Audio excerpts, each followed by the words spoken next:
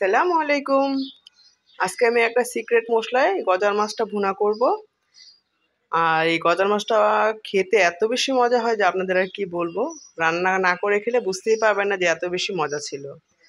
এই গজার মাছটা রান্না করার জন্য এখানে প্রথমে আমি কড়াইতে পেঁয়াজ কুচিগুলো খুব সুন্দর করে ভেজে নিয়েছি কয়েকটা তেজপাতা দিয়ে। এখন এখানে দিয়ে নিলাম প্রায় 4 চা চামচের মতো মরিচ গুঁড়া। আর দিয়ে নিচ্ছি প্রায় 2 চা চামচ মতো আমি হলুদ গুঁড়া। আর দিয়ে নিচ্ছি এখানে আমি স্বাদ মতো লবণ।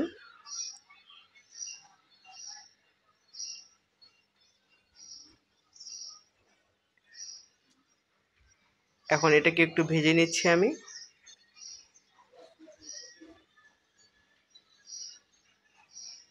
এখন এর মধ্যে দিয়ে দিব হলো আমি আদা রসুন বাটা।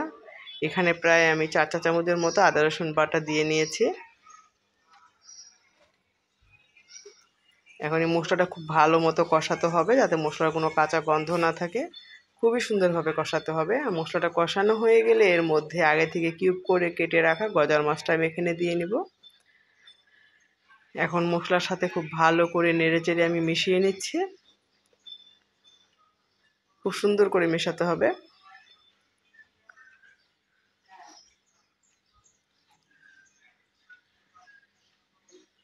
এখন খুব সুন্দর করে মেশানো হয়ে গেলে এর মধ্যে ঝোলের জন্য আমি সামান্য পরিমাণে পানি দিয়ে দিব।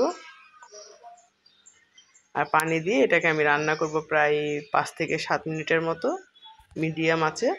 আর কিছুক্ষণ পর পর আমি নেড়ে দিব। এই তো মাছটা থেকেও আমার কিছুটা পানি ছেড়েছে এখন। এখন এভাবে করে আমি ঝোলটাকে পুরো টানিয়ে নিব।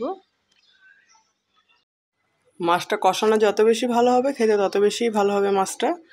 আর এখানে আমি কয়েকটা কাঁচামরিচও দিয়ে নিলাম। ঝালটা যার যার পছন্দ অনুযায়ী দিবে। এভাবে করে আমি বেশ কিছুক্ষণই কষিয়ে নিলাম।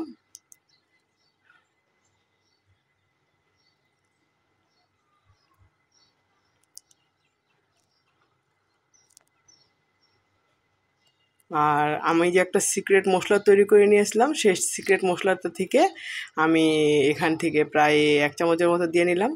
আজকে আমি এই গজার মাছটা রান্না করতেছি মূলত 5 ফোড়ন দিয়ে। এটা খেতে আমি আর কি বলবো, এর আগে কখনোই এমন করে খাওয়া হয়নি। সেদিন ভুলবশত দিয়ে একেবারে খুবই মজা হয়ে গিয়েছে রান্নাটা।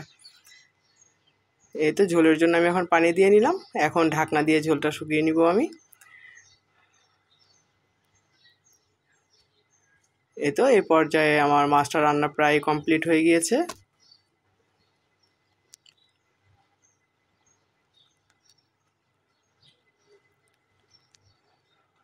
এখন আমি কিছু পেঁয়াজ বেরেস্তা উপর থেকে দিয়ে নিলাম।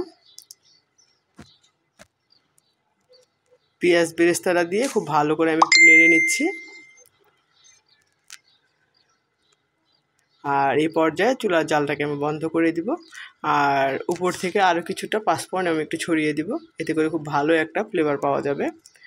আর হাফ চা চামচের মতো আমি পাঁচফোড়ন চাটা ছড়িয়ে দিলাম এখানে। হ্যাঁ, এখন এই পর্যায়ে আমি চুলাটাকে বন্ধ করে দিয়েছি। এখন একটা বাটিতে বেড়ে আমি পরিবেশন করব।